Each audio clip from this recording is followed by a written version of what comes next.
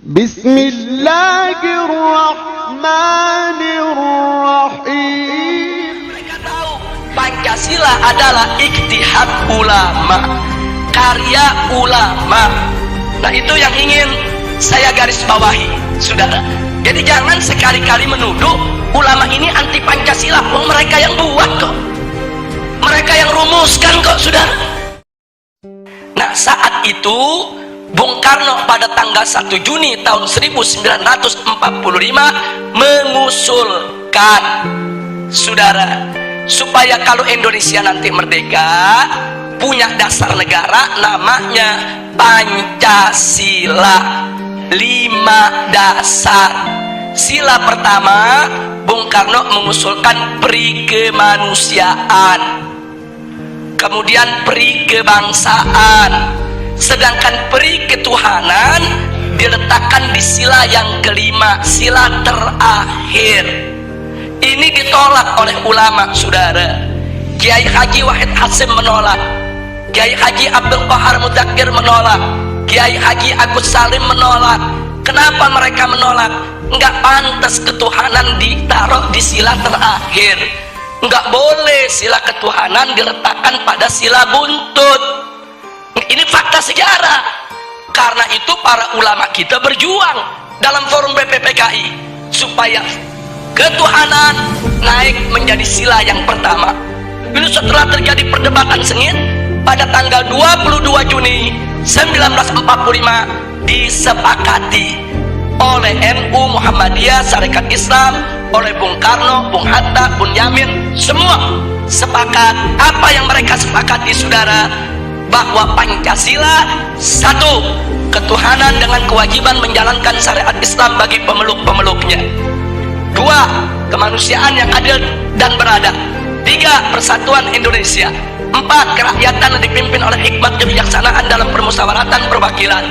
5, keadilan sosial bagi seluruh rakyat Indonesia. Ini sepakat, Bung Karno ikut tanda tangan, saudara. Jadi artinya mereka sepakat. Ini kan 22 Juni belum merdeka nih kita nih. 22 Juni 1945 ini sebelum merdeka. Jadi semua sepakat kalau nanti kita merdeka, inilah dasar negara kita. Nah, itu disebut konsensus nasional. Singkat cerita, akhirnya diproklamirkanlah kemerdekaan kita pada tanggal 17 Agustus 1945. Begitu diproklamirkan, maka mulai saat itu dasar negara kita adalah Piagam Jakarta 22 Juni 1945 yang tadi sudah disepakati. Tapi kemudian timbul protes dari pemerintah Jepang. Jepang nggak terima. Kenapa ada kata-kata syariat Islam di bagian pertama? Alasan Jepang, orang-orang Kristen di Indonesia Timur protes. Kalau pakai syariat Islam mereka nggak masuk negara Indonesia. Saudara, akhirnya Bung Karno dan Bung Hatta ditekan supaya menghapuskan kata syariat tersebut. Tanggal 17 setelah proklamir kemerdekaan. Nah, akhirnya Bung Karno dan Bung Hatta menggelar sidang PPKI pada tanggal 18 Agustus 1945. Nah, dalam sidang tersebut Kiai Haji Wahid Hasyim tidak hadir karena sudah perjalanan pulang dari Jakarta ke Surabaya. Kiai Haji Abdul Qahar Mudzakkir dari Muhammadiyah tidak diundang. Nah, kemudian Kiai Haji Agus Salim dari Sarekat Islam tidak diundang. Ada apa kiai-kiai kita tidak diundang, saudara? Bisa dibaca. Kalau kiai-kiai kita diundang, mereka nggak bakal setuju syariat Islam dihapus, saudara. Makanya supaya ini lolos, ini goal, kiainya nggak usah diundang, saudara.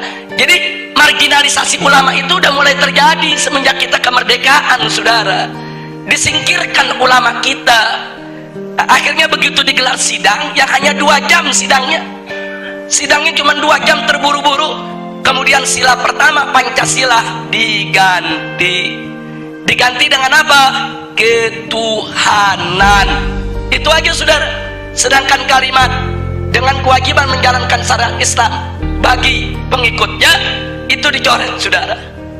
Nah, akhirnya ada beberapa tokoh Islam yang hadir seperti Bagus saudara dari Muhammadiyah menolak, karena beliau tahu ini ulama NU, ulama Muhammadiyah, ulama Sarekat Islam gak bakal terima ini diganti. Terjadi perdebatan. Nah akhirnya dapat solusi. Apa solusinya? Ini perjuangan Ki Bagus ini dari Muhammadiyah saudara. Solusinya ya sudahlah, syariat dihapus nggak apa-apa, tapi tolong diganti dengan Yang Maha Esa. Dan Bung Karno setuju saudara. Jadilah sila pertama ketuhanan Yang Maha Esa. Nah kalau saya melihat sejarah ini, saya bersyukur kepada Allah. Loh kenapa? Wa yamkuruna wa yamkurullah wallahu khairul makirin. Mereka berbuat makar menghapus syariat, Allah balas makar mereka. Syariat hilang, tauhid yang datang saudara. Itu kan syariat diganti sama tauhid. Itu syariatnya dihapus, yang masuk apa? Tauhid. Kita nggak rugi saudara, itu pertolongan Allah saudara. Padahal ulama dipinggirin, ulama mau dikhianati saudara, tapi Allah jaga. Nah oleh karenanya sampai hari ini ulama-ulama NU, ulama-ulama Muhammadiyah nggak pernah punya masalah dengan Pancasila saudara. Nggak ada ulama NU nolak Pancasila, ulama Muhammadiyah nolak Pancasila, para habaib nolak Pancasila, nggak ada. Loh kenapa para habaib, ulama, kiai dan ajangan tidak menolak Pancasila? Karena mereka tahu Pancasila adalah ijtihad ulama, karya ulama. Nah itu yang ingin saya garis bawahi saudara. Jadi jangan sekali-kali menuduh ulama ini anti Pancasila. Mereka yang buat kok, mereka yang rumuskan kok saudara.